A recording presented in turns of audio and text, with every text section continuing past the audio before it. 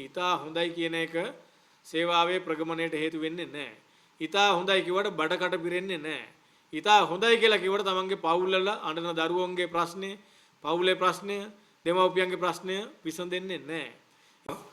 අයවැය විවාදයේදී සෞඛ්‍ය සේවයට අදාළ 22 වෙනිදා ඇමතිවරයා කියන අපි හෙද විශ්වවිද්‍යාලය හදනවා කියලා වහම. හෙද නිලධාරීන් බොහොම අමාරුවෙන් වැඩ කරන පිරිසක් කියලා ඉතා හොඳයි කියලාත් කියනවා. ඉතා හොඳයි කියන එක සේවාවේ ප්‍රගමණයට හේතු වෙන්නේ නැහැ. ඉතා හොඳයි කිව්වට බඩකට පිරෙන්නේ නැහැ. ඉතා හොඳයි කියලා කිව්වට තමන්ගේ පවුල්වල අඬන දරුවන්ගේ ප්‍රශ්නේ, පවුලේ ප්‍රශ්නය, දෙමව්පියන්ගේ ප්‍රශ්නය විසඳෙන්නේ නැහැ. ඉතා හොඳයි කිව්වට විශ්වවිද්‍යාලය හැදෙන්නෙත් නැහැ. ඒක නිසා විශ්වවිද්‍යාලය හදනවා කියලා අයවැයෙන් 7-5ක්වත් වෙන් කරලා නැත්තම් ඒක බොරුවක්, ඒක මුසාවාදයක් විතරයි.